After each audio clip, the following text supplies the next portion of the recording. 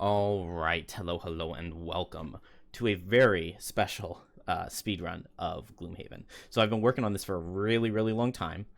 This is beating the game as fast as possible on +2 difficulty. Now, you may have seen a video that I made a couple years ago of beating it in an hour 58 minutes. Gloomhaven in under 2 hours. I was really proud of that at the time. But I have improved the route a bit since then. They've also improved the game and made it load faster, particularly when they ported it to consoles. And I also have a better computer than I did back then. So combination of those things makes us able to go much faster now. That old run used the lightning bolts and the Mind Thief as the main two characters.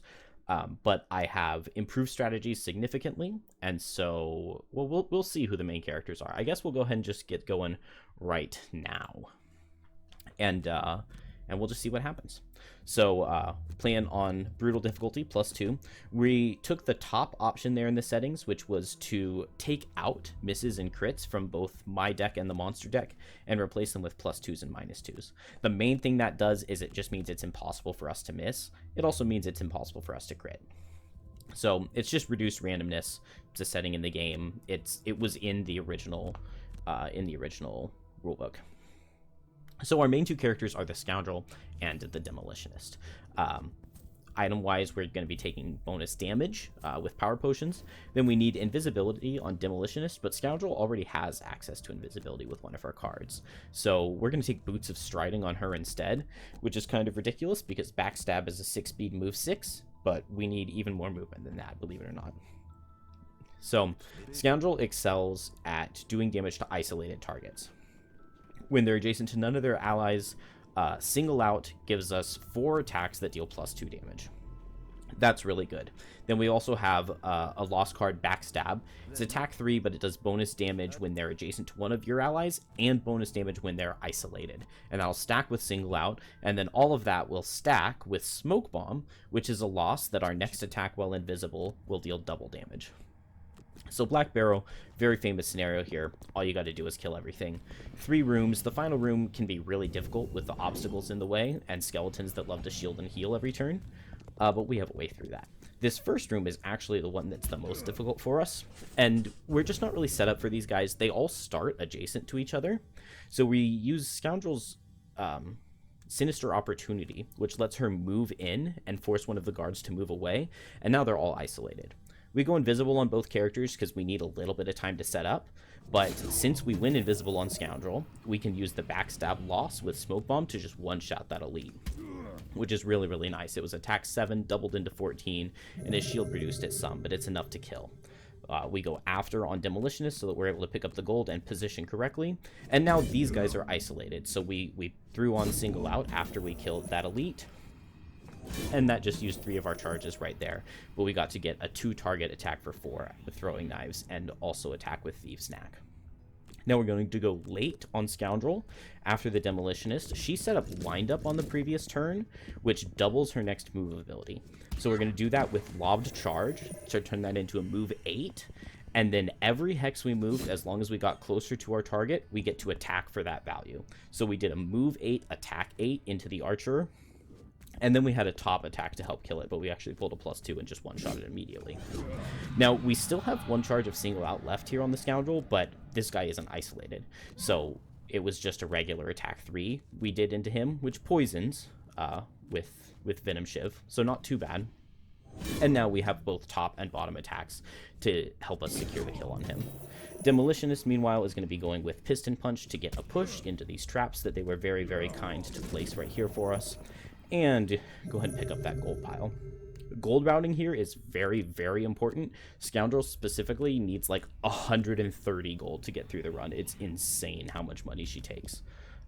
Luckily, she's very good at looting, especially with this card Swift Bow, which lets you move and pick up loot for every hex you enter.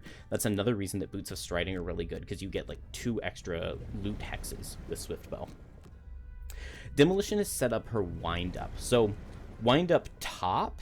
We did Wind Up bottom earlier to get a doubled move, but now we have Wind Up top. So our next 2 attacks are going to get +2 damage. We're going to move in with Knock Out the Support and destroy the obstacle in here.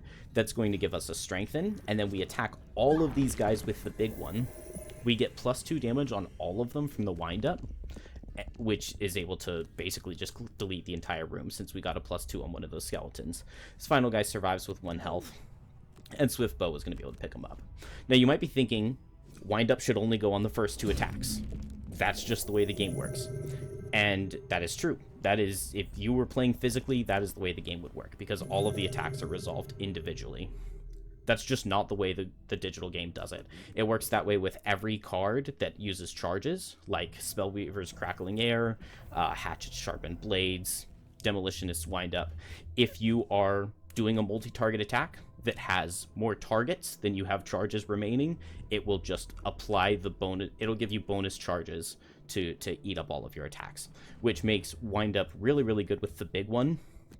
But it doesn't really have that many uses, because for Demolitionist, at least at level 1, the only multi-target ability we have is a loss. All right, before we get into level 2, let's just go through it real quick, because this is a very interesting one. This one is like a really big puzzle to make this speedrun even possible, is how do we get through this level. So we need to kill the Bandit Commander and all revealed enemies. We also start with 3 curses, which is not nice. We start in this first room here. We need to kill all revealed enemies, so we're going to have 2 normal archers. They're not a very big deal. We can take them out pretty quickly and easily. And then we want to set up to come into this second room and kill this boss. All of these doors are locked, and the boss is going to have 26 health. His special 1, he will teleport to door A and open it, revealing these 2 living corpses, increasing the number of enemies we have to kill to win the scenario. They have 10 health on this difficulty.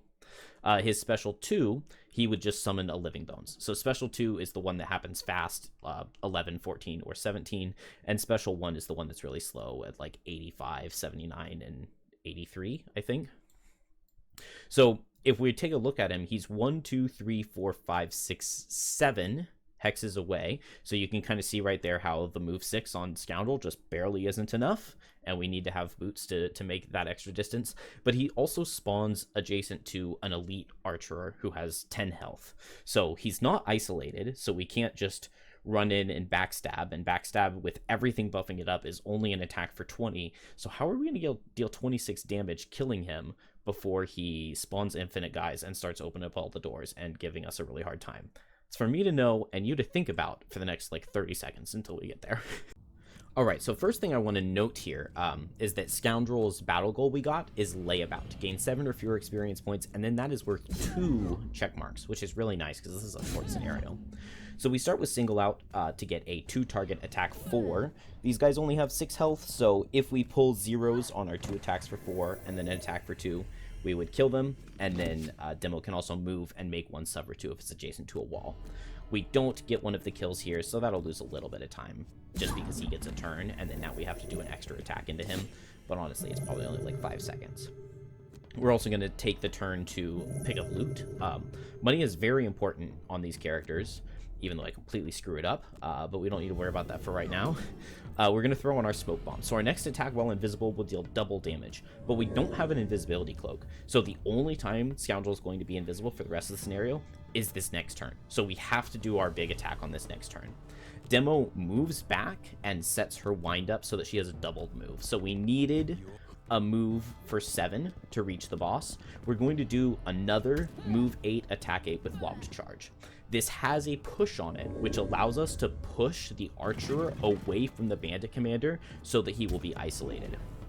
We also can then move with Rubble Top. This card is different in digital than it was in physical. You get to move with your top and destroy an obstacle, and if you do an attack for 4. Which is really nice because that makes it closer for Scoundrel so that we can move from the loot pile with a move 7 to hit the boss and reach him with backstab. Now, unfortunately, he got his special 2, which is the fast one, where he summons a Living Bones. So he was never going to be isolated for me on that turn. So we didn't get the single out damage, which then would have been doubled, and we didn't get the backstab isolated damage, which would have been doubled. So we would have dealt 8 more damage to him on turn 1 had he been isolated, and I would have just pushed the archer into a different direction. I pushed the archer that way because now you can see that all of these guys are grouped up for a big one, and I saved my power potion on Demo. Otherwise I would have thrown it into the boss because it is possible for us to kill him on the turn that we open the door. I attack him for 5 and for 20 if he's isolated, so I just need a +1 between the 2 hits. But we didn't get it. We're able to grab a strengthen off of one of the obstacles, hit everybody with a big one. The archer gave us drap, so we might as well use it. And with that in mind, we can pick up some extra gold here on Scoundrel, given that we had to take the extra turn to kill everything. But we finished with 7 experience points or fewer. I don't know exactly how many, but we got the 2 check marks, which is really, really nice because I'm pretty sure I got a check mark in the first scenario. And we have access to a perk here. And right here is... This should have been my most consequential mistake in the run, but it doesn't end up hurting me. There's one other level that I make a really, really stupid mistake that I don't realize, but we get to take out 2 -1s on Scoundrel, and I didn't buy items. I picked up tons of gold. I did a huge loot too in the first scenario. The reward for the second scenario is 10 gold each. I specifically picked up extra gold on demo so that she could buy a pair of boots. With those big moves with lobbed charge, where we've seen do move 8, attack for 8, when you have boots, you get to do move 12, attack for 12. Scoundrel wanted to spend 30 gold and pick up an Eagle Eye goggles to get to hit with advantage. And that did not happen.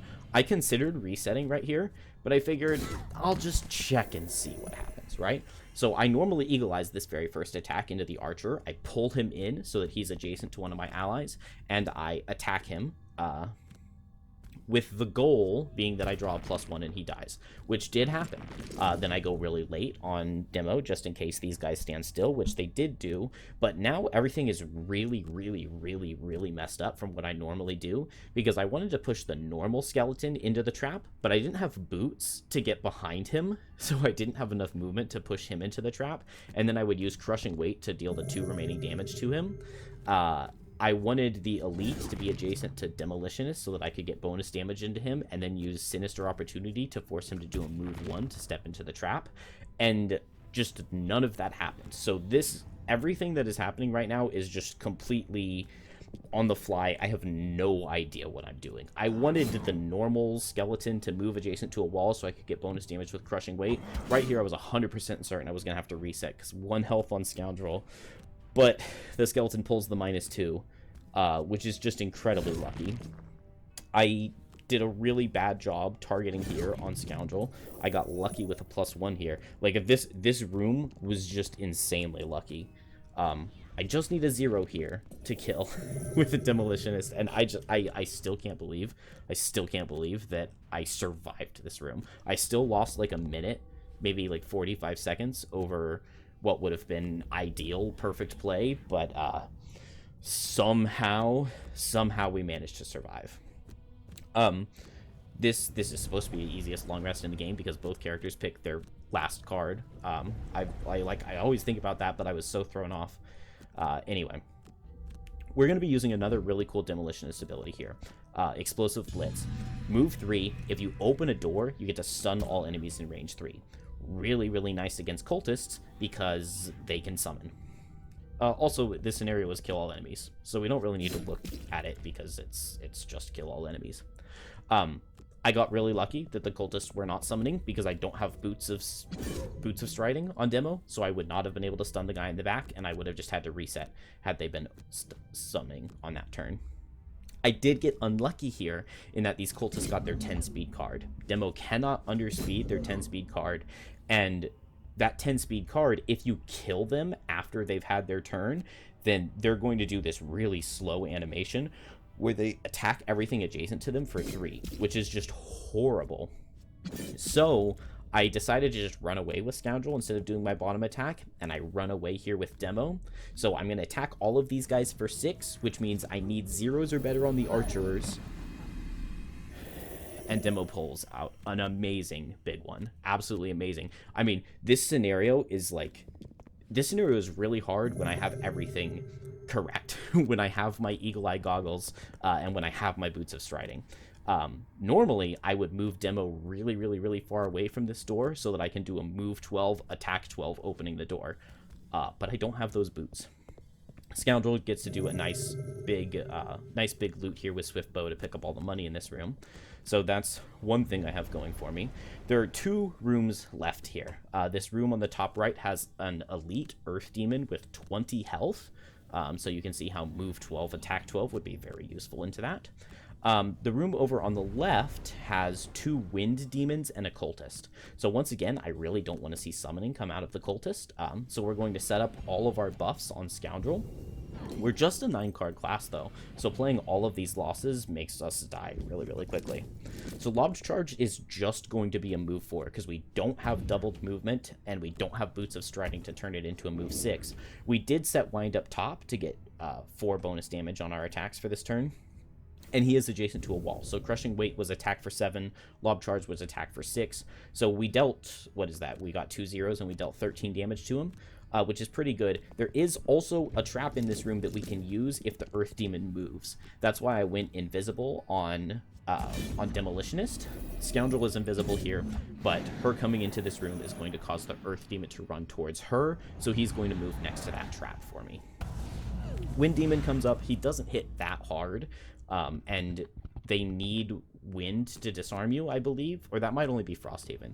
It might be in regular Gloomhaven that the Wind Demons normals can't ever disarm you.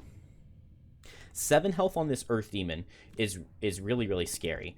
We get to go for a really cool loss on Scoundrel here. Trickster's Reversal.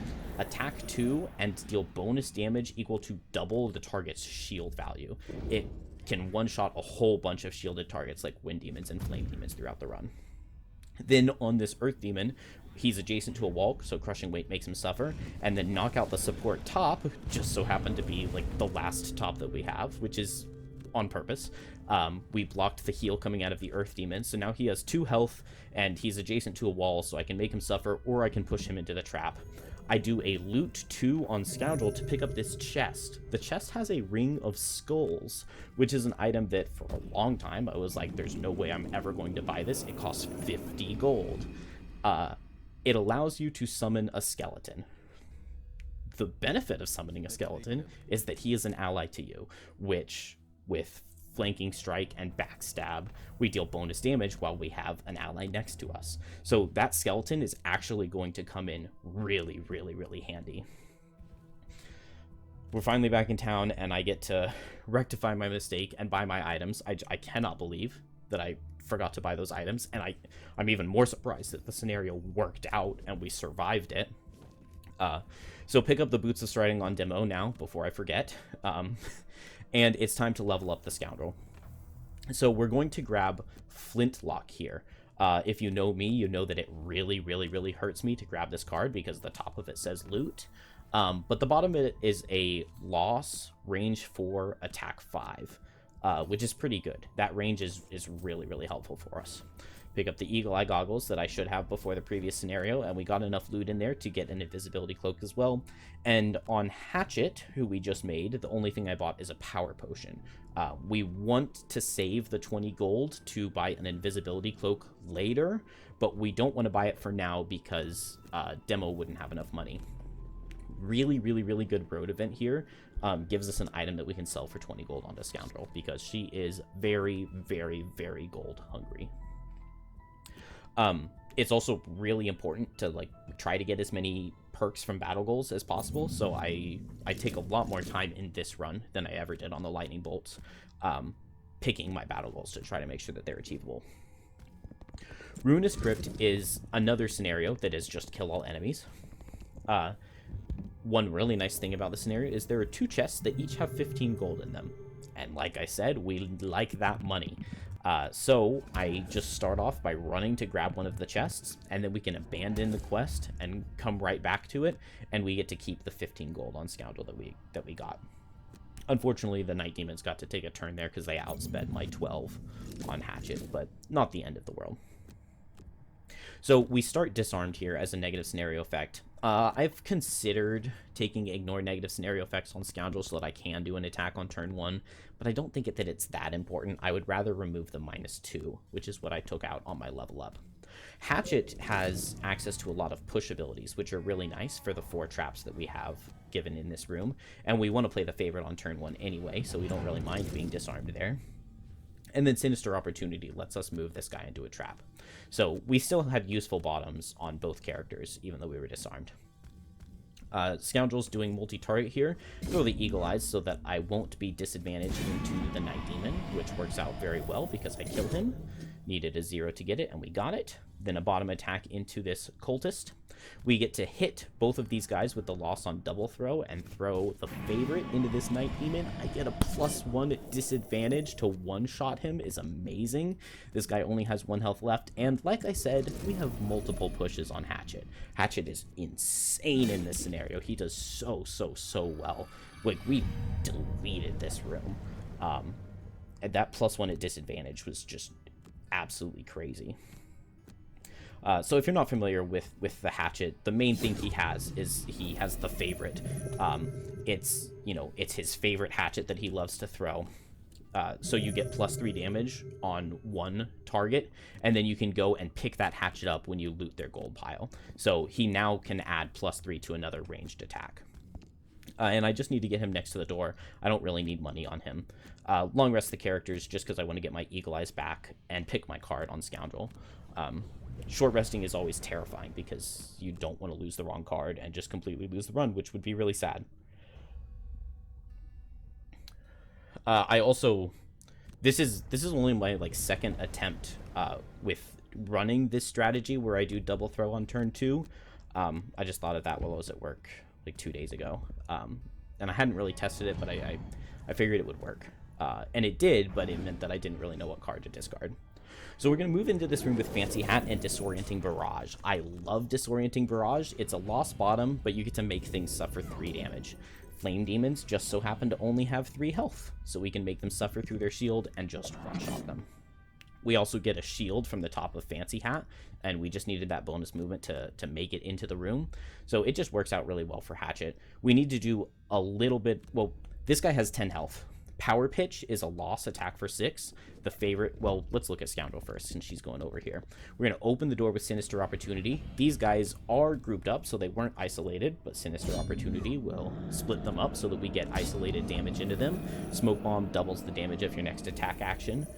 It says attack, but the game does it like it's attack action. So we get 2 attacks for 10. Close Cuts bottom lets us attack for 2. Back up, hit this guy with the favorite. He dies. Hatchet's very happy. We're nice and far enough away so this skeleton doesn't get to hit us 3 times on this turn. That would be gross.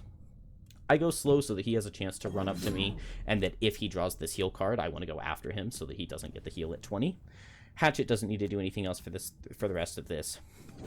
We still have 2 charges of Single Out, so 1 left. I could have killed him with Flintlock right here, but I really wanted this chest.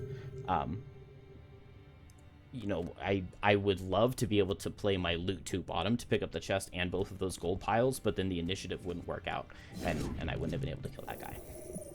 But with the last charge of Single Out, we're able to basically guarantee that we get him. I just don't get the loot like I would have liked to. But that's fine. That's fine. We finished the Ruinous Crypt. That was the first Hatchet scenario. And this next one is a Link. So we don't want to take the time to go back to town and have to do another road event. I just need to do a big card change because I had to go for my extra movement setup to get to that chest on turn 1. And now we want to go for like a big bursty isolated damage setup. This is another really difficult scenario that has a whole bunch of demons. I always think of Plane of Elemental Power as being just an easy scenario because it's just kill all enemies. There's nothing special about it, but it always I die here all the time, and I can just never understand why, because nothing feels too difficult. Sinister Opportunity, again, move this guy in position so that we can Disorienting Barrage again on Hatchet and just kill 2 Flame Demons. Two birds with 1 loss. Very, very nice. I love that. We need to take 1 turn to set up here. I have no idea what top I'm supposed to play. I think I'm not supposed to have... No, I am supposed to have Trickster's Reversal. I don't know. I almost never get this far in my speedruns. In my 79 attempts, this is probably like my 9th my 9th run that ever got to this level. But I set up extra lift on the hatchet and wind. So extra lift gives us bonus move, which is going to help us get through this next room. We get to move and push this earth demon. Then the wind that we set up lets us do a ranged attack to push this earth demon. So we were able to push him 4 hexes through not only hazardous terrain, but also a trap. So those pushes made him suffer 5 extra damage. Which is really, really nice. Scoundrel's able to move forward, and because this Sun Demon is going to be doing he's isolated because we pushed the Earth Demon all the way away from him. He's doing a melee attack, so he's going to run into the hatchet. Earth Demon walks right into the hazardous terrain and dies, which is really nice. And now this guy is adjacent to hatchet, and in my head, I was supposed to be playing backstab here, but I don't have it, so I'm freaking out because I have no idea what card I should be playing. I think I'm going to short rest. Yeah, something about my notes is not right. I'm supposed to have backstab here, which would be, because he's isolated, it would be attack for 9, attack for 10 with the poison, which would be really, really nice.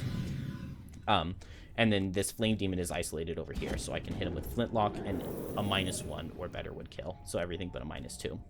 And then now with the hatchet, I have the favorite that I can throw into this guy to make sure that I pick up the kill, and then just pick that axe right back up. This room did not go according to plan, because I'm supposed to have backstab. I still don't know what exactly I messed up, but it's fine, kind of. Unfortunately, the Earth Demon didn't step on this trap. If I had moved, if I hadn't gone invisible on Scoundrel, the Earth Demon would have walked into the trap, and then I wouldn't have had to take the damage, but it's only 5 damage, so maybe it won't matter that much. My battle goal on Scoundrel here was also to open a door and end in the new room. So I want to make sure that she opens the door. That is normally the way I do it, but my rest cycle was all messed up because I took a short rest in the middle so that I could get bonus damage into the Sun Demon. And I'm pretty sure I make a mistake here.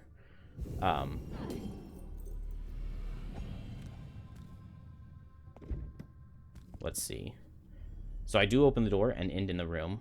Maybe I don't. Maybe it was the run before this that I made a mistake.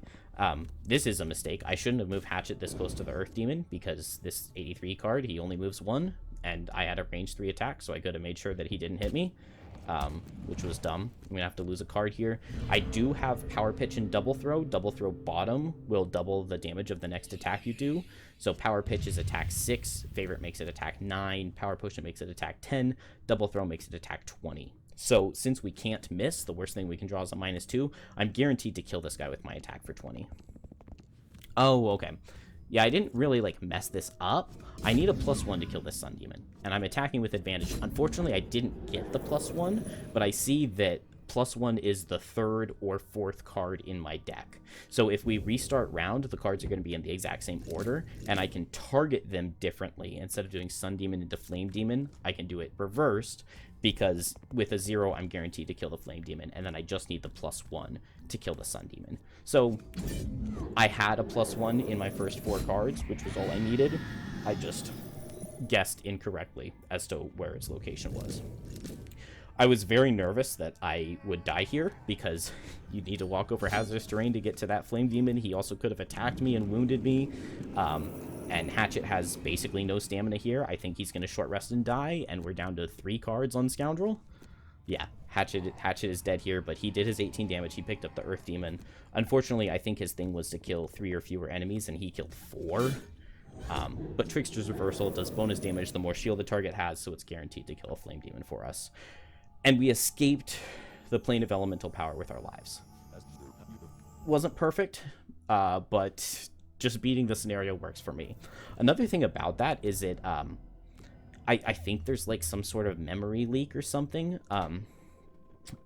Just because that scenario has the hazardous terrain in it, it just always slows down my computer significantly.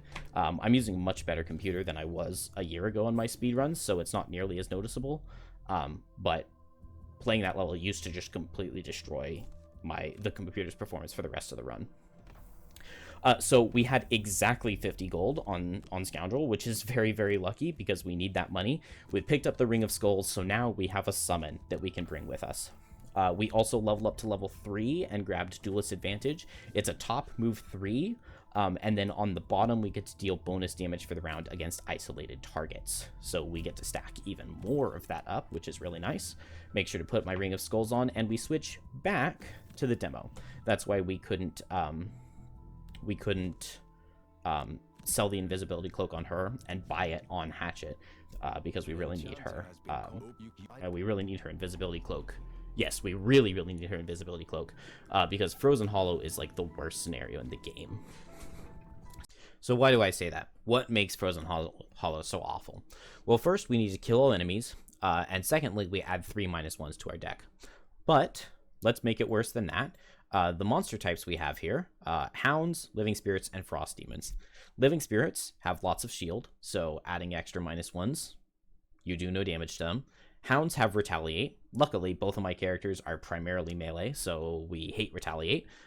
Frost Demons also have Retaliate, and when you pull -1s when 0s would kill, that's really frustrating. So when we leveled up to level 3, we took the Ignore Negative Scenario Effects perk on Scoundrel. Unfortunately, we can't level Demo up here. If we leveled up, that would cause the monsters to go up in level. This scenario would be significantly easier if we could be level 2 on Demo and level 4 on Scoundrel. Scoundrel's level 4 card would be really good in this second room. Unfortunately, it's just not possible for us to hit level 4 on Scoundrel, and it's not worth it to level up once on Demo, just because it makes things harder to kill. So we really wish we could take out some -1s, but it's just not really possible. But we start with 4 8-health wolves right in front of us. They have 2 cards that go at 19, where they move and they attack you for 4 as long as you're adjacent to one of their allies. Demo has 1 card that underspeeds 19. What are we gonna do? Like, how is this even possible? And I also forgot, we can add Insult to Injury. In this final room, not only do we have just a huge clump of enemies, which just looks disgusting, there's a chest in the corner that has 20 gold in it. We love gold. Scoundrel really loves that gold. Unfortunately, it's hidden behind a stun trap, and we have no jump. So I have lost runs that were on really good pace to not being able to pick up this chest. So let's keep that in mind. Somehow we have to not die to these hounds in the first room. Somehow we have to get this chest on Scoundrel. Alright, not the best luck on the road event here. I can't remember what would have happened if we picked the top option there. The bottom one gave us negative reputation, which isn't the end of the world. If we get to -3 reputation, everything would cost 1 more gold, which would be bad, but might not, like, end the run. I'm not sure. So that's just something to keep in the back of our mind. We cannot take anything that will lower our reputation. So we're going to take our 1 turn where we can tie and underspeed the 19, and do that on turn 1 on Demo. We're going to use Sinister Opportunity to try to isolate all of these hounds, and Flanking Strike. Luckily, we get a +1. Demo's deck is really good here because we've taken out 2 -1s, the -2, and we ignore negative scenario effects. I think I said Demo, but Scoundrel's the one whose deck is good. Demo's deck is awful because we have the extra -1s, but I kill that hound on turn 1, which is really good. We also get to destroy the obstacle with Rubble, which is kind of cool. It gives us an attack 4, and it sets Leaf, which sets us up really nicely for this turn. So we'll do Crushing Weight to make this hound who's adjacent to the wall suffer some damage, and then Implode using the Leaf that we set on the previous turn to get a nice attack for 4. There's one of those -1s that, you know, this level is so generous in giving us. We play the Flintlock Loss here. Scoundrel kind of has a little bit of extra stamina. Get 2 -1s when attacking with advantage, so I absolutely love this level. Because I got those -1s, I was really hoping for a +1 at advantage. That meant that I had to summon in my Skeleton Boy here. It's really nice to get to have him for the second room, but I just need him here to do a little bit of bonus damage. So he hits that hound, gets okay damage. Throwing Knife or Duelist Advantage bottom gives us bonus damage against Isolated, and so that is for all of the attacks. So Throwing Knives is a 2-target attack 4, even without us applying Single Out. The Muddle from Implode comes out huge here, making Skeleton take no damage from that hound, which is beautiful. And then Demo sets up Wind Up to get a doubled move. And the Skeleton's going to come in nice and clutch here one more time and tank this attack from the Living Spirit from us. One turn left on this rest cycle, and we've got Trickster's Reversal to attack this guy for, it's attack for 2 plus 3, basically. Attack for 5, ignoring all of his shield. So a -1 or better would kill. We get the doubled move from Wind Up. I should have used my boots to move, or no, I should have ended on that gold pile, because I do need some gold on Demo. She doesn't need nearly as much as Scoundrel, but she needs to be picking up like 20 more gold throughout the rest of the scenario, or the campaign. Actually, you know what? Now that I think about it, I lose a lot of time because I didn't pick up that piece of gold. And you'll see when we get there. So, we're ready to go into the second room. The second room features a lot of Frost Demons. It's annoying. I hate this room. I also completely misplay it here. I had like a whole bunch of different ideas on what I should be doing here, so I kind of confused myself and was really indecisive here, which is a specialty of mine that I should have ironed out by now, but I really don't. So we're going to go late with Venom Shiv. It's our default, like, go late, move big card. And Explosive Blitz. The stun on all of these guys is kind of nice. The problem is that this Flame Demon, or the Frost Demon in the back, basically always moves, which means that things aren't going to be isolated. He's also adjacent to the Living Spirit right now, so the Living Spirit's not isolated. We pull a -1 on our attack 6 from Demo, so those are just going to come out through the whole thing. So I have to target that guy with Swift Bow. But like an idiot, I didn't use my boots to go further in, because Duelist Advantage gives me bonus damage against isolated, but Throwing Knives is only range 3, and 16 speed is faster than these Frost Demons can go. So if I had just used my boots and moved in 2 hexes closer, I would have a strengthened attack 7 into this bottom isolated Frost Demon, with using my Power Potion and the bonus damage from Duelist Advance. Unfortunately, I don't get enough damage on the Living Spirit to kill it. I did get a +1 on this Frost Demon down here, so he would have been dead had I just moved up a little bit closer. Maybe I still should have just targeted him. I don't know. Demo gets an attack 7 into the Frost Demon and pulls a +1, so we've pulled a bunch of -1s in this scenario so far, but a really clutch +1 right there to get the kill.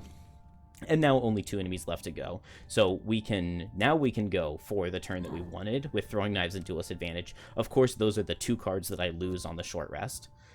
So I don't get to do that, even though it would basically guarantee the kills because I would get 2 attacks for 6. But we still have charges of single out left. So we do pick up the kills on those guys. Swift Bow, I get to move and pick up loot. I should have used boots to pick up that other pile of gold. But it's okay. Actually, I should have picked up that gold on Demo. That's another gold pile that I missed that could have saved me like 45 seconds later. Tragic. Move next to this door on Scoundrel. Demo needs to take her time to set up because Demo is basically the only one who's doing anything in this final room because Scoundrel just wants the money. That's the only thing she cares about. So we're going to destroy this obstacle. We destroyed one earlier for a Bless. I think we still have the Bless in our deck, and we're going to set Wind Up for bonus damage.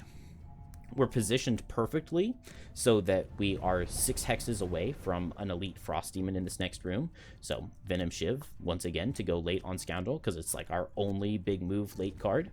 Lob Charge, we're going to move 6. Wind Up is going to make it attack 8 into this Frost Demon. We get to push him away so that we don't suffer Retaliate.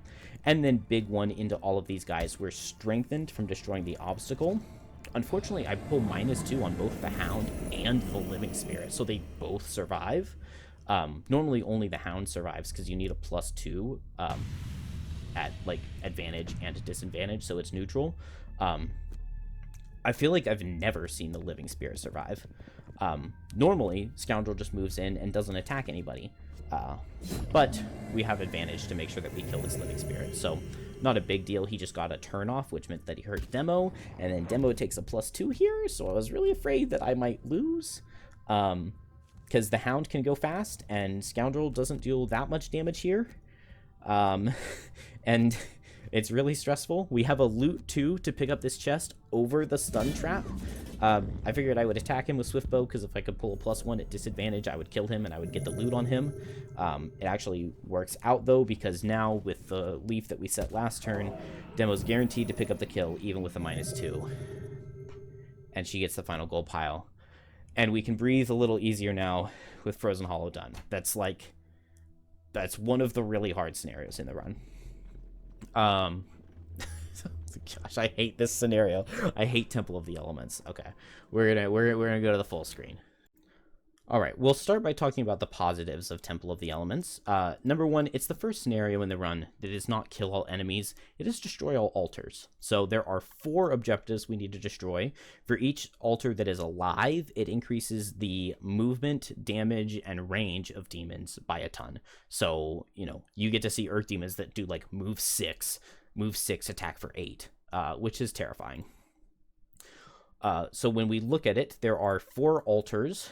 So this is a 6-room scenario, which is like gigantic.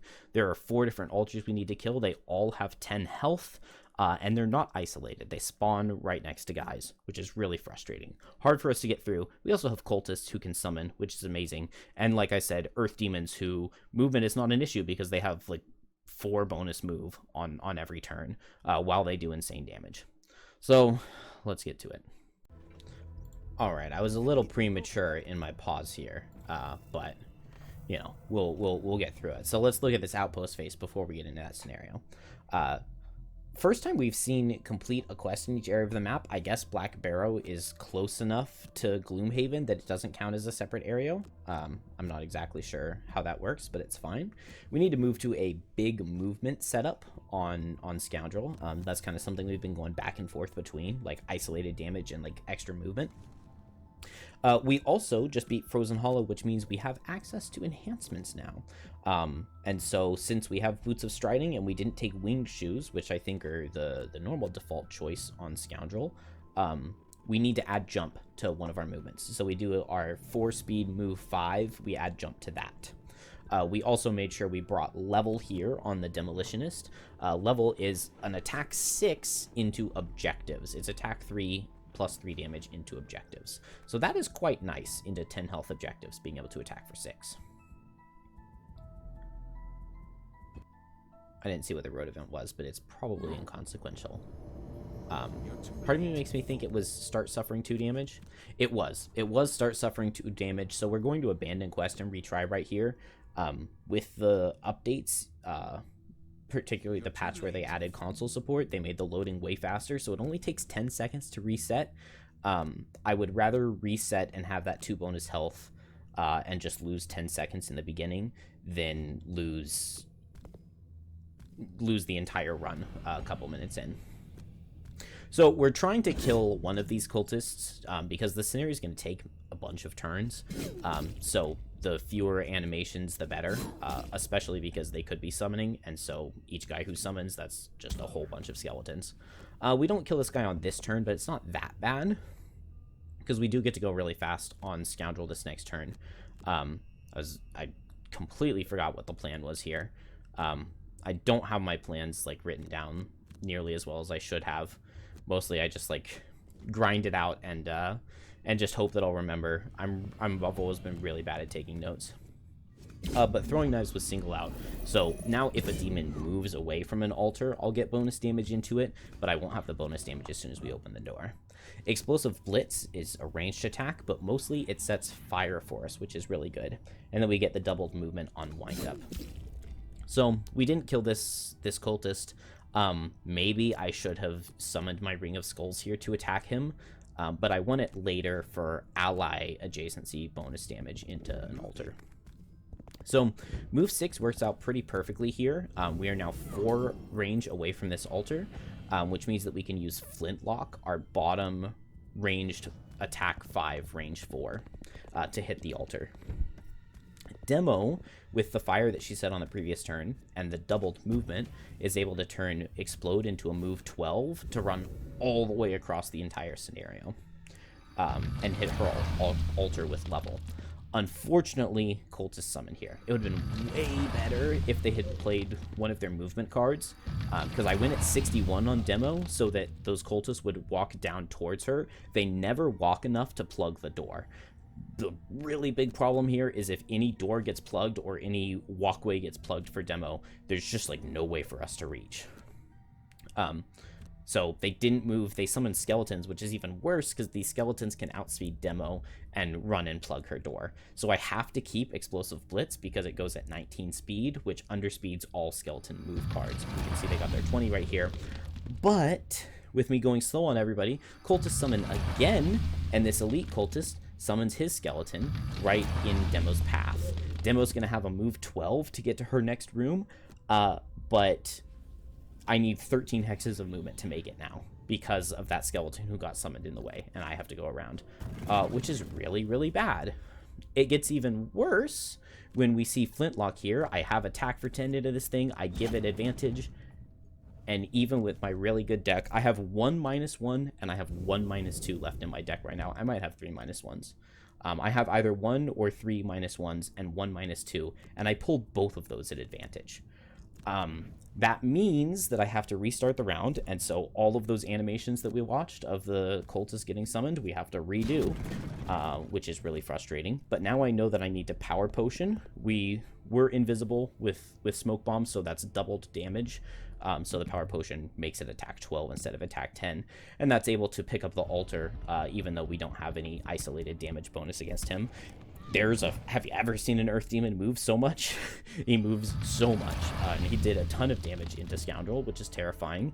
We get even more skeletons summoned, so tons and tons of animations, which you love to see played.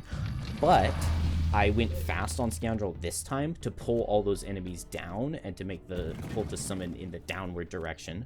I also got to see that I didn't need to use my power potion because the pull was going to be good enough on Demo. So at least now we're set up. It's just frustrating because I had to purposely take damage and take aggro on Scoundrel and lose the fast animations that you get access to while everyone's invisible. So Scoundrel's able to run all the way into this room, only attack her altar for 3. Really disappointing to do such a tiny little attack. But it's not isolated, so there's nothing we can do.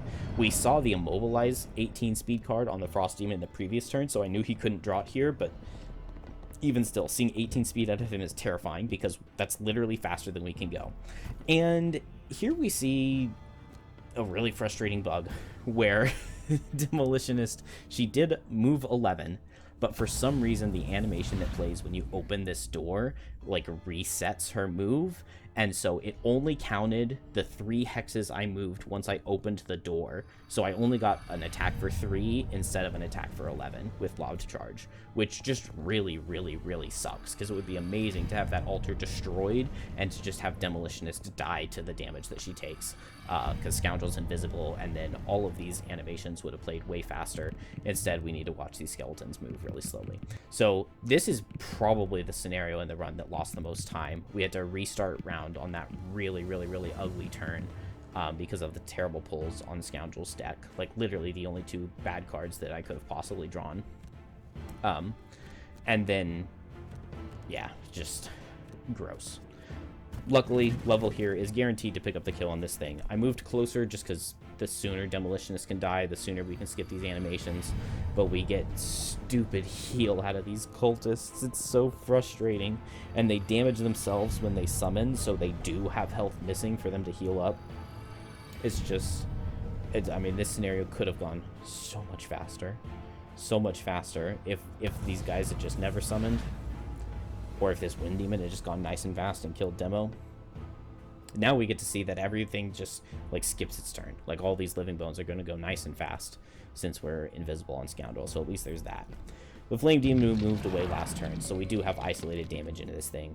Guaranteed to kill it with our summon coming out. And Temple of Elements is done. It's not one of my speedruns if Temple of the Elements doesn't go horribly. So, anytime I have that scenario go well, the run sucks. Like, the run just immediately dies.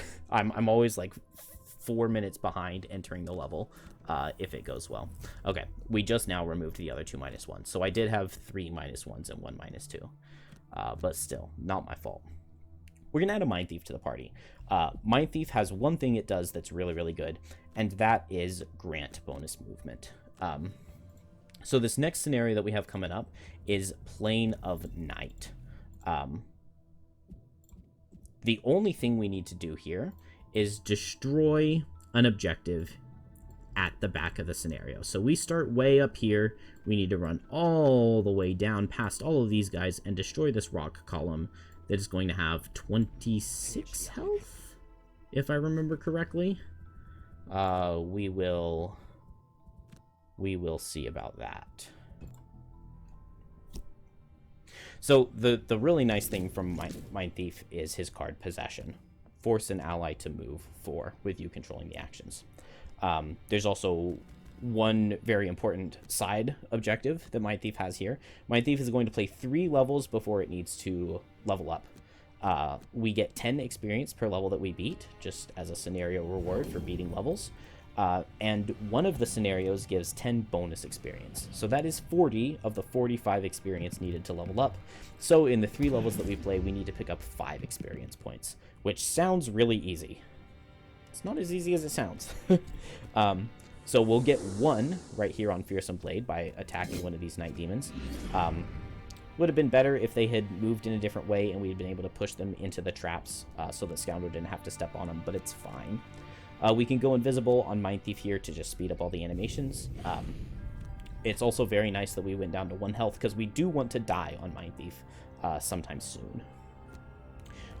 93 is not guaranteed to go last on Scoundrel. There's 1 Deep Terror card that can underspeed us, but it's pretty late.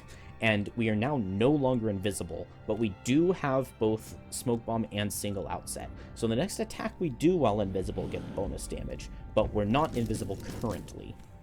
Empathetic Assault, the only reason I'm playing it right here is it gives 2 experience.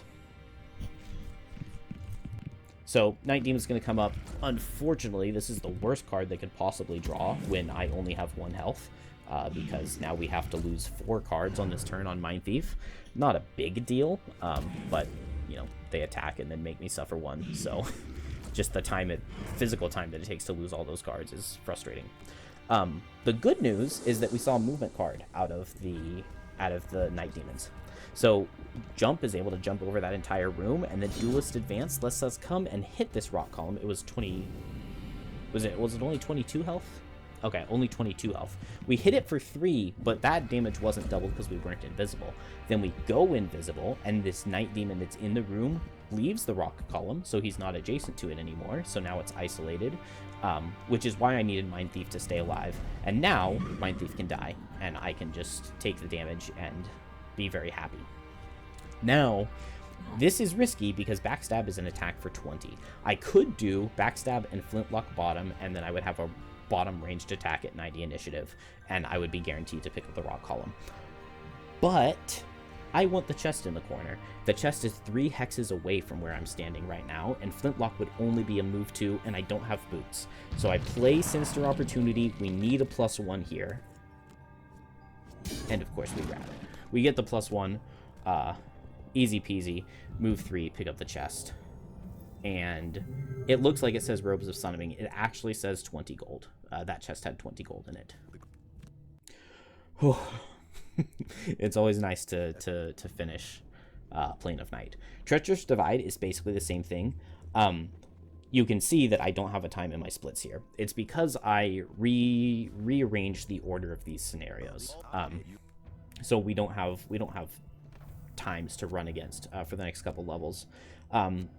The big difference is that I found Drake's Nest is significantly easier if you level the characters up and actually increase the monster difficulty, but Treacherous Divide and Nightmare Peak need the Scoundrel to still be level 3, because if we go up 1, you know, if we had leveled up to level 4, which I'm not sure if we could have or not before Plane of Night, the rock column would have had probably 26 health instead of the 22 that it did, and we would have missed out on the kill on it. So leveling up, while you get access to better cards and you get to take your perks, if you're not getting like some other really good added benefit of leveling up, it can lose more time than it saves. So this is the only scenario in the entire run that is faster with the Scoundrel and the Mind Thief than the Lightning Bolts and the Mind Thief, and that is because we can go at a really late initiative on turn 2 and still make it all the way to the thing. This is like the easiest scenario in the entire game. You just need to destroy an altar at the end, and I believe it has 12 hit points. So we're just going to run forward. We'll smoke bomb so that we deal double damage. Mind Thief is going to go invisible, which is really nice that we can go invisible with no items, and we move forward. Now Mind Thief is in range to be able to throw the Scoundrel forward with Possession. And Scoundrel is close enough that she's going to be able to reach the altar she needs to destroy. So we just go late on everybody here. This is where we're faster than Lightning Bolts, because Lightning Bolts has to do this turn at 37 initiative in order to make it. And so these monsters play slower animations because, well, even the Spitting Drakes are actually still going to be able to see Mind Thief because they went really slow. And this is a move and attack. Luckily, they did it pretty quickly, and this guy killed, so I don't mind that. You can just press C to take the damage, so... You know, I see the attack coming, I'm spamming C. Move with Duelist Advantage top. We are exactly in range to get to attack with Flintlock. It's attack for 12 with the Power Potion. We have the advantage. It would have been possible to draw -1, -2, because we have one of each of those, but we didn't get insanely unlucky. And Treacherous Divide is done. Easiest scenario in the run. Nightmare Peak is pretty similar. That Treacherous Divide is the scenario that gives the 10 bonus experience for Mind Thief, which is really funny. We picked up no experience in that scenario. That's why it's like actually kind of hard to get 5. Because we got 3 in the first scenario we played and then none in that one. And so if we don't do an Empathetic Assault in this next scenario, we do not get the 5 experience that we need. Which I just think is really funny, to play so many levels and just get nothing. I messed up my cards here. I think I brought the right cards. I just forgot. I forgot that when I did this scenario in the Berserker run, Mind Thief starts with extra gold, and so he's able to have a Boots of Striding here. And on turn 1, he's able to move up and jump behind this Savas and push him with Fearsome Blade. But I don't have Boots of Striding here because I need them on demo still. And so I was supposed to move forward with Scurry to get a move top and then move with the bottom of Fearsome Blade. Or Feedback Loop to jump over this difficult terrain here. This is a boss fight, the Nightmare Peak. But yeah, like I said, I mean, it's pretty similar to the last couple levels where we just need to get to the end and kill something. So Scoundrel's really good here.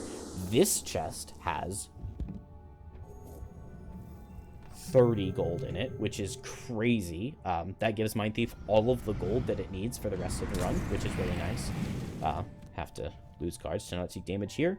But luckily we've got guys in range of Empathetic Assault, which is what we need for experience here. And the speeds work out here. So I'm able to go at 16 to get a ton of movement and Empathetic Assault. I can't remember what my strategy for this is supposed to be. I was not supposed to do Duelist's Advantage top here. I don't know. Or maybe I was just supposed to end in front of the door. I think I was just supposed to move in front of the door and stop in front of the door. Because opening this door is going to give these 3 monsters animations, and the boss has a card he can play where he would spawn things. So I really screwed this up, and I got lucky that the boss played Special 1 and not Special 2. Because had he summoned, then he would have guys adjacent to him, and I wouldn't be able to deal 20 damage to him, which we can see he has 20 health. So that's scary. Those stun traps come in nice and handy. Both the Night Demon and the Savas walk right into him. Invisible on Scoundrel here, so this looks like the boss has a Savas adjacent to him. I mean, it looks like that. It really does, but Sinister Opportunity is an absolutely amazing card. Just move him right out of the way, and now the boss is isolated. Summon my guy. You can see how that 50 gold summon makes all the difference in the world, even though it's insanely expensive. We're able to one-shot the boss because of that with the 4 bonus damage that he gives. Invisible on Mind Thief. Unfortunately, I could have gone at 93 here, and it looks like with the cards I got, it would have worked out. But the Savases have a card where they grant a bunch of shield, and if they had given the boss shield and then I hadn't one-shot it, I would have lost a lot of time. So I should have gone late here rather than fast, but I was afraid of the one card that they could have. So I should have died there. Oh, my battle goal was to finish the scenario with 2 or fewer hit points. So I chose to not die to stay alive so that I would get that perk point. I very vividly remember doing that on purpose. So, little bit slow Nightmare Peak, but not that bad, right? It's not that bad. This is my first time ever trying this Drake Nest strategy in a run. So we finally get to level 4 on Scoundrel, which we've talked about a couple times here, and we get a really nice card, Flurry of Blades. My notes are wrong here, which I hate myself for. It messes me up later, but you know, we'll get there when we get there. But the level 4 card, it's attack 2, target 3. So we've seen a whole bunch of throwing knives throughout this run because single out buffs it up to be 2 target attack 4. Now we get 3 target attack 4, which Smoke Bomb doubles that to make it 3 target attack 8, which can be really, really good. So this next scenario, Drake Nest, let's pause and look at it real quick. So we need to kill a number of dragons equal to 4 times the number of characters. We need to kill 8 dragons. So we can see in this first room here, just flame demons, not dragons. In this second room, we're going to have 1, 2, 3 dragons. These ones don't spawn in 2-player. Then over on this room to the left, we would have 1, 2, 3 dragons. So that would be 6. And in this room over to the right, we have 2 dragons for 8. This room also has 2 dragons. So this room and this room would be nice and fast to do with the middle room, but that would only be 7. This room up here also has 3 dragons. The nice part about this room is that these dragons are all isolated. The downside is that there are stun traps to get in there. So, you know, we have to pick the right rooms to go into, and that's that. I was very, very nervous about my cards here. And, I mean, I had every right to be because the notes are wrong. I'm not exactly sure what I was supposed to do. I think I was supposed to take out Quick Hands and put Flintlock back in. That might not be accurate. I might not have taken Flintlock out yet. I don't know. I did the notes while I was waiting to pick my mom up from her surgery just a couple days ago. I was waiting for a long time while she was unconscious. And so I was on my phone looking at the scenario book and then going to my Google Doc and making notes, and one of them was not correct. So this first room here, we've got an Elite Flame Demon. Hello, Trickster's Reversal. One-shot that guy through all of his shield. A really nice benefit of going up in difficulty is that these gold piles are worth 4 now instead of 3. We don't need very much gold on demo, but we do want a little bit. I actually thought of this strategy right here, like literally as I was loading into the scenario. We're going to open the door on Scoundrel, not on this turn, but on the following. We also get to see the level 2 card we took on demo, Crash Protocol. Your next 4 attacks on enemies adjacent to walls gain +2 damage. So we're going to set up our single out, and we went invisible on demo here because we don't want the dragons to move, and they've got a 13 speed card where this guy over on the right could move.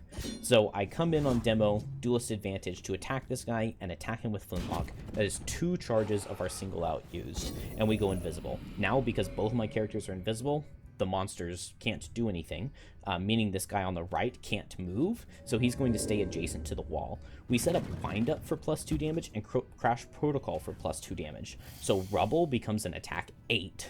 And then Crushing Weight here, the bottom just makes him suffer damage. It's not an attack, so that didn't use a Wind Up or a Crash Protocol charge. So, well, first on Scoundrel, we'll run up over to this guy, summon our little skeleton so that backstab will be an attack 9. So throw the strength in onto this to make sure that we pick up the kill. 1 charge of single out left. Really fast card out of the Flame Demon. I don't know why it took him so long to play it, but it's fine. Explosive Blitz to stun both of the 2 dragons in this room. The big one gets us attack for 7 into both because it has both Wind Up and Crash Protocol buffing it up. Power Potion means that +1 will kill that guy. Demo's battle goal here was to kill something with an attack at disadvantage, and unfortunately, we did not kill that Rending Drake. He has an entire hit point remaining. But attack for 7 on him because of the Crash Protocol still having charges left. And we're able to pick up... We've got a lot of gold that we can pick up now on demo, which is nice. Scoundrel needs to long rest here. She has to get her boots back. Because we're going to be going into the top room here because all of those dragons are isolated. And this is why I needed to level up to level 4 for this. Because we get an additional target on our Flurry of Blades, I think it's called, the level 4 card. So Smoke Bomb doubles the value of your next attack action. I didn't need to move here. And I knew that I didn't. I was just really paranoid. So I moved closer, even though I was going to reach from where I was. Demo's just going to pick up some money here. I have 1 jump card with Rubble, so I can jump over this guy. He's also in the wall, so I think I do Crushing Weight bottom. He's adjacent to a wall, so that'll make him suffer damage. Move 5 jump, boots buff it up to move 7. That allows us to end on this chest. And then we get to attack all of these guys with a doubled, isolated, power potioned Flurry of Blades. And all of these drakes go down. That's 8 dragons killed. This chest, I'm not sure how much gold it has in it. It might be 25, it might be 20. Either way, it's a pair of boots that we don't need. Kill that flame demon so he doesn't get a turn, I guess, and then pick up a piece of gold. And we're out of there. We killed all the dragons we needed. That's a really tough scenario, but I really like my strategy of leveling up. It's a little bit slow because Scoundrel has to long rest to get the boots back.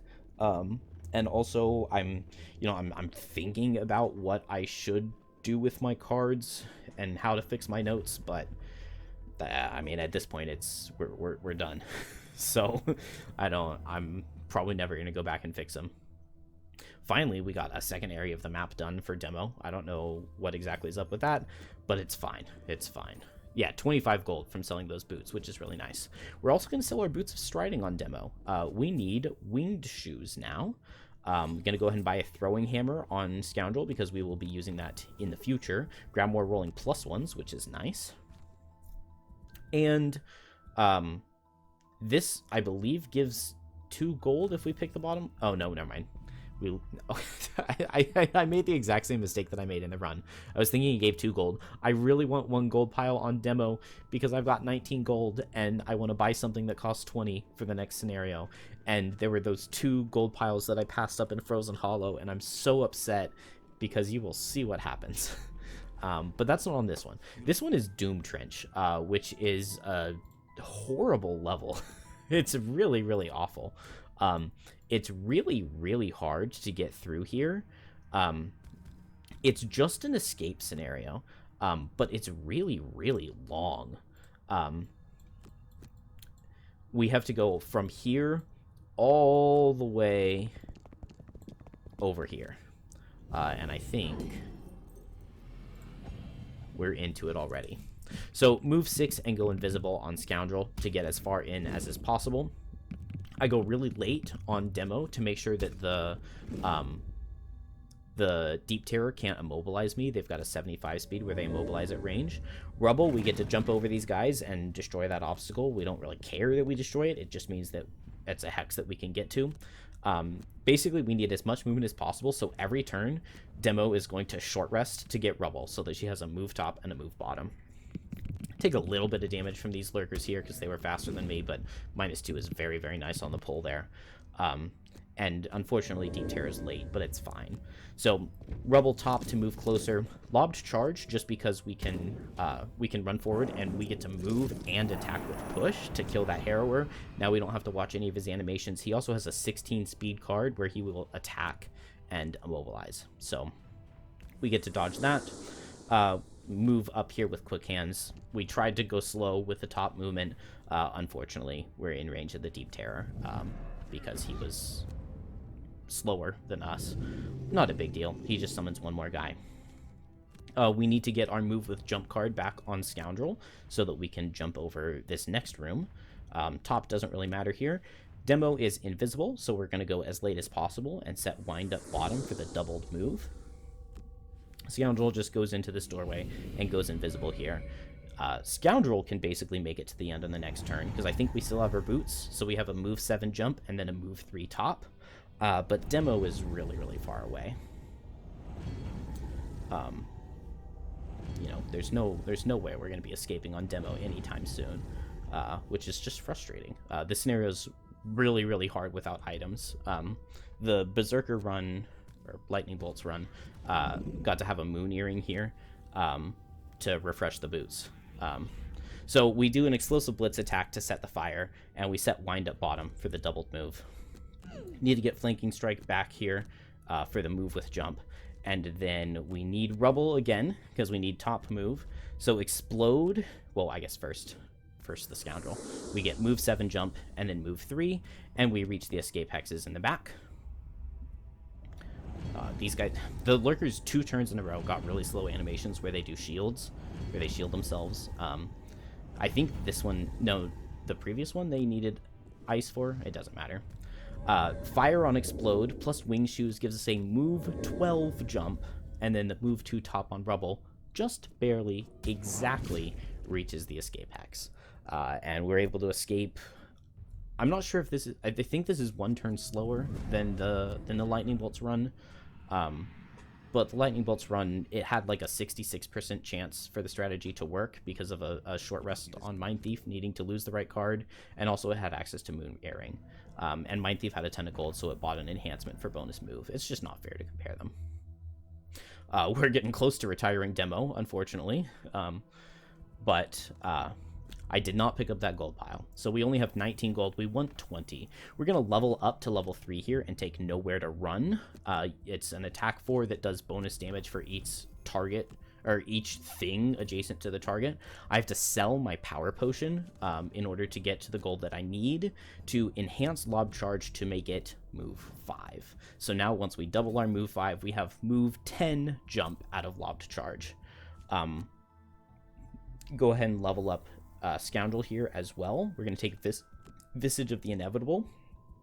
Really, really good card that we'll see a lot of use of in the next scenario. We get another perk. I didn't even have a plan for what to use this perk on because I never get that many.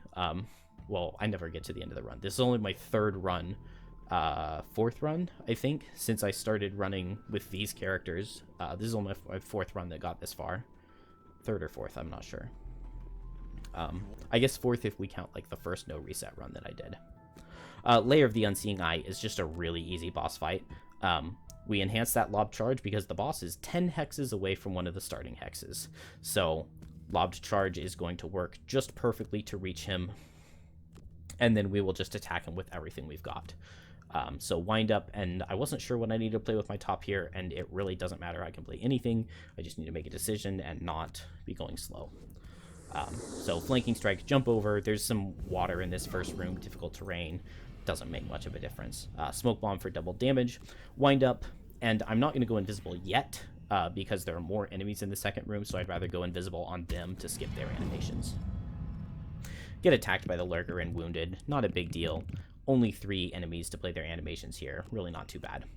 Flintlock with Duelist Advantage. We get to do our ranged attack for 5 and hurt the boss real good. Lob Charge, move 10, jump. So move 10, attack for 10 into this 28 health guy. We pull a -2. No big deal. Nowhere to run. Attack 7. We pull the other -2. Back to back. If I hadn't sold my power potion, I would have power potioned one of those, and he would have 14 health remaining. What is Scoundrel attacking for? Scoundrel has Flintlock, which is an attack for 5. Power Potion makes it attack for 6. Doubled from Smoke Bomb. Attack for 12. We draw +2. The boss survives with 1 hit point. And I can't reach with Duelist Advantage because what's-her-name is in the way. You know what? I should have not gone invisible on her and had her die to the Deep Terrors. I probably could have done that, now that I think about it. So we take an entire extra turn here, which it's slow. I probably could have gone late on Scoundrel. Or no, I didn't have any no, I had an invisibility cloak. Why did I not go invisible on Scoundrel and go super late on... Just stupid plays here. Really stupid plays. You can see over the best split, we've already lost like 40 seconds. 35. And we've still got a bunch of animations left to play. This is like so frustrating. If I had just picked up those gold piles in Frozen Hollow, I would have had enough damage. I really didn't think it mattered, but of course I drew -2, -2. I did also get a +2, but that +2 very likely could have been the crit if we weren't playing with reduced randomness, and I would have killed the boss faster. Well, no, because one of the -2s was the miss. So anyway, Demo gets deleted for that. She did a horrible job. Don't want to look at her anymore. Flanking Strike, we're going to sell the jump on this. We don't need it anymore. We needed it a lot for Doom Trench and for Plane of Night. But instead, we really want Wound on our Swift Bow. Wound is really good in this next scenario, and it is a doozy. Mind Thief gets to spend all of the gold that he has accumulated, and he gets to level up to level 2 to take Hostile Takeover for some safety. The bottom, it basically just stuns a monster. It makes them act like they're on your turn for on your team for a turn. I was really nervous here because this run was really good. So I wanted to like super check my notes, super check all the items, because this is the hardest scenario in the run. And as soon as we start heading towards it, I'm going to pause so that we can go through it, because Slave Pens is awful. I mean, this is a scenario that everybody knows. Oh yeah, here, like, my notes were wrong. My notes were saying to remove a card that I already had removed, or to put in a card that I already had in, and so I was just like flustered, not knowing what to take or put in. Nothing on the road event, so let's look at this awful level. Alright, so Slave Pens. We are back to kill all enemies. Now, everybody says, not everybody, a lot of a frequent complaint about Frosthaven is there aren't enough kill all enemies levels, and I really wish that this were not a kill all enemies level. It is awful. Kill all enemies and protect the Orchid Redthorn A. So Redthorn is our special little buddy, and he has a vengeance against the shaman in this final room. And so every turn at 99 initiative, he moves 3 towards the shaman on the D tile. He doesn't care that there are traps. He will move 3 straight through these damage traps. He doesn't care that there are monsters. He will walk right into them. He doesn't care that an elite arcane golem, I think is what they're called in Gloomhaven, has like base attack 7 or something stupid. This level is awful. There's one thing we have that we can use to our advantage. If Redthorn does not see a way to move, to progress, if he sees that his way forward is walled off, he will not move. We have to use that as much as is physically possible to help us, because as soon as he starts walking into the rooms by himself, we have to run up and face tank for him, and we simply do not have the damage, we do not have the stamina, we don't have the available health pools, we don't have the available damage to kill everything fast enough and be moving forward with him. So we need to keep these guys alive in the first room so that he can't see a way through them. Then these 2 archers wall off for us, which is nice. This third room, though, as soon as we open this door, he is beelining it straight for these traps, which is lovely. We got to keep that in mind. If this archer doesn't move, then it's walled off right here, and he won't run through. But as soon as the archer steps forward, he sees that he can go around. Well, if this guy's not there, if they both step forward, he sees he can go around and get to the end and just go and kill himself. I think he has 14 health, which is not that much when it's like 7 damage traps or something. So I don't know. Everybody's played this level. It's awful. You know what's going on. So this was the level that that made this route like impossible. I mean, I spent like 2 years stuck on this level, not able to find a way with the starting classes to get through. One class that's actually really interesting here is the Tinkerer. Is like shockingly, surprisingly good. But we settle for Mind Thief. So this enhancement on Swift Bow was a really good discovery that I made, because wounding this guy is really good. It means that he will die. We're also going to make use of our new card here. I was totally blanking on my Mind Thief cards to play here, which is really dumb. I'm supposed to go at Frigid Apparition Speed, not Gnawing Horde, but whatever. So Smoke Bomb is going to pull this guy forward, or in, and then Visage of the Inevitable. Kill a normal enemy that is adjacent to one of your allies and none of theirs. So if you get all of the backstab bonuses, then it will kill, but only on a normal. I should have gone first on Mind Thief, and then I would have walked up and stunned this guy with Frigid Apparition, and he wouldn't have gotten to hit me. I also would have just killed him and not suffered retaliate, but whatever. We open this door and go invisible in it, because in Gloomhaven, monsters can't walk through you while you're invisible, which is something that I keep forgetting, because I've played nothing but Frosthaven for a long time. But now we see the archers, and now Redthorn doesn't move forward, which is our saving grace, because if he did, we would be in trouble. We can also guaranteed go later than the archers on both characters, which is really nice here, because they don't have enough range to reach the Scoundrel or Redthorn. So that invisibility in the doorway works really well for us. They also set traps on turn 2 whenever I opened the door, which was really nice because we were able to use those. And Mind Thief moved forward, so we used Stamina Potion to get back Visage of the Inevitable, and we're able to kill that Arcane Golem instantly. Really considering bringing in my summon here, but because of the trap that they placed, the summon wouldn't be able to reach, so I figure it's probably better to save him, although I actually end up wasting him later, but that's not important. I'm like really struggling here because this is always different based off of what cards you got. I have been like a little bit lucky to this point, so I figure Flurry of Blades, I'll just hit both these guys, kill the one. Would have been nice to get a little bit more damage into this guy than we did, but we also set up Single Out so that we can deal bonus to Isolated. I was nervous because of Mind Thief's low health here, so I decided to go ahead and burn Hostile Takeover's bottom.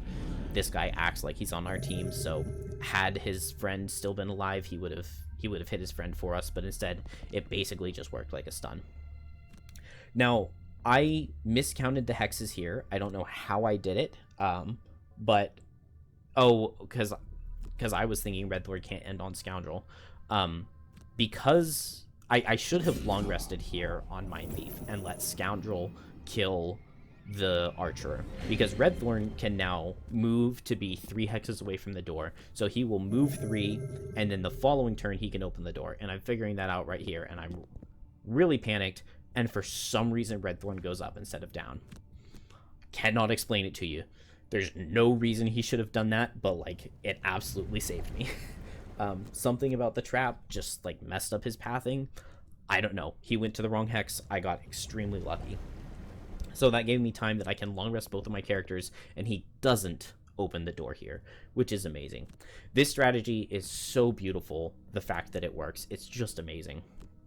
Mind Thief is going to open the door. We're going to do a move 4 stun with the loss of Frigid Apparition. Boots make it a move 6. This way we stun this Arcane Golem, Stone Golem, whatever he's called, to prevent him from moving. I also attack with Empathetic Assault to disarm this Shaman because he has an 8 speed card that would disarm or immobilize me, which would be really bad. Hit him with Swift Bow to get the wound on him, and now since he didn't heal this turn, he will die to that wound next turn. Sinister Opportunity moves the guard away from the Shaman, so that he's not adjacent to him, so that I can kill him with Visage of the Inevitable this next turn. Now he's next to Redthorn, which does count as one of my allies, which means that I don't need to bring in my summon. Do I know that? No. But it is true. We see the 8 speed card out of the Shaman here, but luckily he is, actually 8 is after both of my characters, which is kind of crazy that we can go that fast. I bring in the summon, which I didn't need to do. We kill the guy with Visage of the Inevitable, and we move next to these traps. Stun with Perverse Edge from Mind Thief here, with Fearsome Blade to prevent this golem from doing anything, so he's been stunned 2 turns in a row. I push him into the trap, and now there are 2 traps left to go. Redthorn's going to get right up next to these traps, so that next turn he can run through them like an idiot. But we've got Smoke Bomb bottom, which is a pull, and we can use that to pull this golem through the 2 remaining traps. They deal 6 damage each, and so he dies, which is beautiful. I was considering opening the door here. I think I don't do so. We saw Possession was amazing for being able to throw the Scoundrel forward on all those boss fights so that she could go to the end and one-shot things, but it also works on Redthorn, so we can move him 4 hexes backwards, and then he moves 3 forwards, so we get a basically like a net neutral turn. I mean, a net -1 move from him. That gives me a little bit of time, but not too much. He's still going to open the door on this turn, but I really felt the need to long rest my characters. I don't know. I mean, at this point, like, you get to here and nothing's going according to plan. It feels like Redthorn is always in a different positioning, and there's just no way to have a preset plan here. I would absolutely love to be able to enhance Wound onto Fearsome Blade, because attacking this elite Enoch's guard would be really cool. He gets to suffer 12 damage from the traps, and we attack him for 4 with Fearsome Blade. If we had Wound, then 4 plus 12, we need a +1 to kill him without. So if we had Wound, it would be guaranteed to kill him, but instead, I didn't know if he was moving up or not ahead of time, so I had to just not play Fearsome Blade here, which is unfortunate, because then this Archer would have been isolated, because we actually haven't used a single tick of single out yet. Everything that we've tried to hit has been adjacent to an ally, so it would have been really nice to get the 2 bonus damage into the Archer, but it did not work out that way. I didn't want to take Retaliate from the guard, so I moved forward here. Even at disadvantage, we get a +1, although Scoundrel's deck here is amazing. We've taken out the 4 zeros at this point. And I get a +2 on this Fearsome Blade, so I only needed 1 trap, which is kind of crazy. We still have to be rushing to this final room, because Redthorn will just run and open it, all guns blazing. Bring down the Mind's Weakness, because I'm down to 5 cards, I believe, here on Mind Thief, so I want the extra stamina out of that. Luckily, I can go fast and let my summon take care of this Archerer. Scoundrel is just going to get in front of the door and get nice and set up. I think I'm going to long rest her, in fact. Wasn't exactly sure which card to lose here. Mind Thief doesn't really need to do anything else. The one really nice thing that it has to offer here is using Fearsome Blade to push monsters in this final room so that they will be isolated for Scoundrel. So that is the plan. A lot of stamina left on Scoundrel here. We really... Visage of the Inevitable, the level 5 card we got, is so OP that we don't need to play all of our really good losses like we have been all campaign. And so we're finally going to go for our Smoke Bomb. Move in with Visage of the Inevitable bottom to get a poison, because why not? And then go invisible with the Smoke Bomb so that next turn we can get double damage into these guys. Redthorn was going to be opening the door anyway, so I might as well go ahead and open it on my terms. And then I can go late with Mind Thief and move in and attack with Push. So, given that the guard is going to be walking, or the priest is going to be moving forward 1, I need to be standing in that hex so that he doesn't move adjacent to the guard. And then Fearsome Blade, I just need to make sure that I push this guy where he will still be within range 3 of the Scoundrel, which works out very nicely. And now we have single out, we have doubled damage, we have a 3-target attack with Flurry of Blades. And we can do Duelist Advantage to make it even more... even better. So attack for 16 into the poisoned guard, attack for 14 into the other 2 guys, so it's all guaranteed to kill. Maybe I shouldn't add these rolling +1s because the rolling +1s never actually ended up saving me in the run. They just took extra animation time.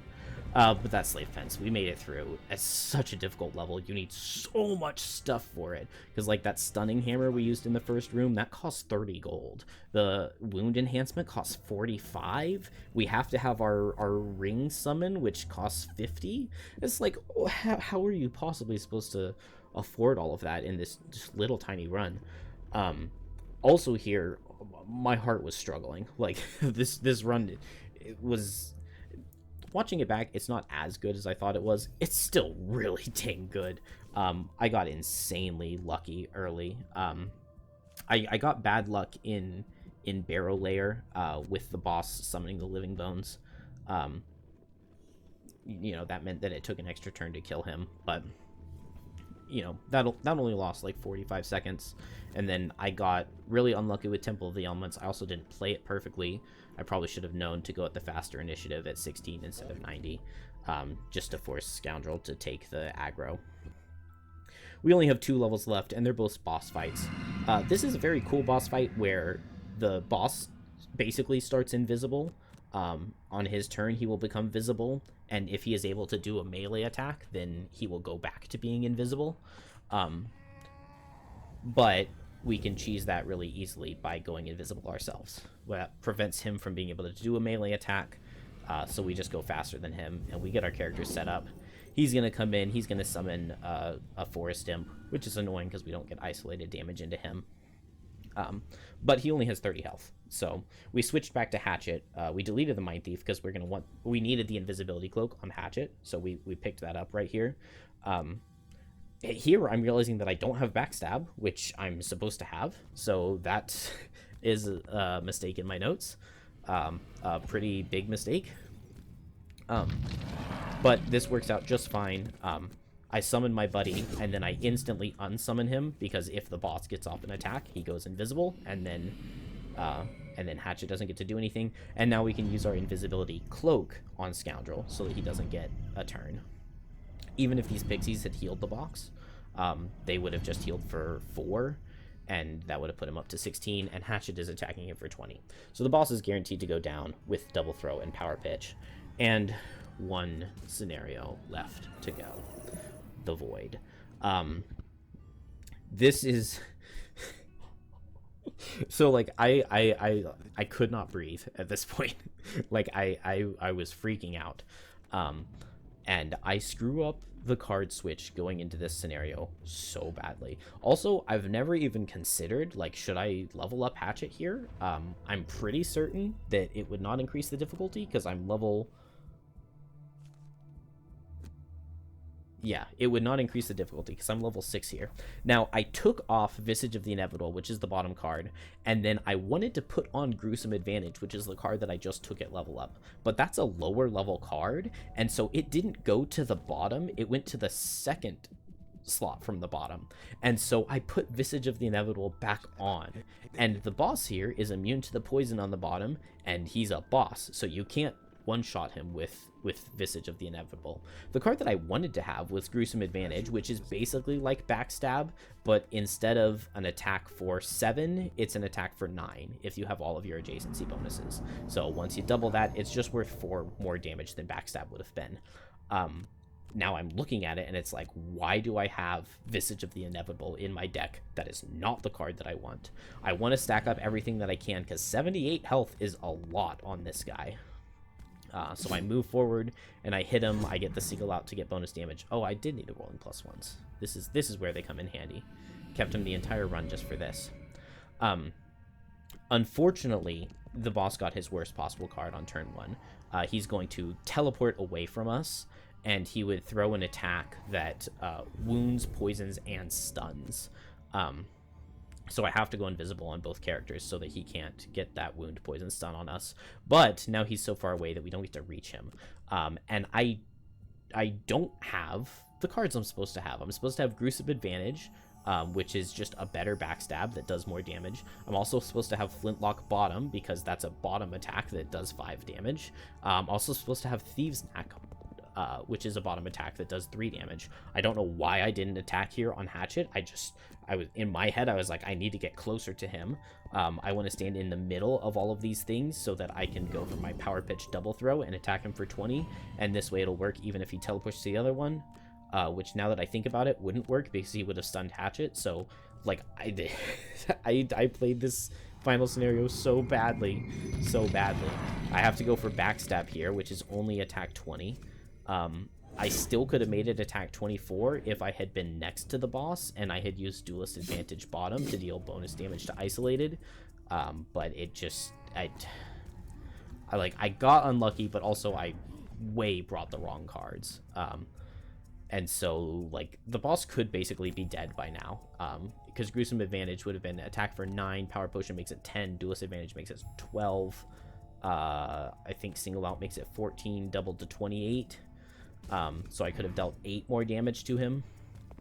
Oh, and yeah, I moved Hatchet up here so that he would get, I would get the adjacency bonus rather than getting the +1 damage. -2 there is really unfortunate. I didn't even know what to Stamina Potion back because I don't want Visage of the Inevitable. It's like, it's completely useless into the boss.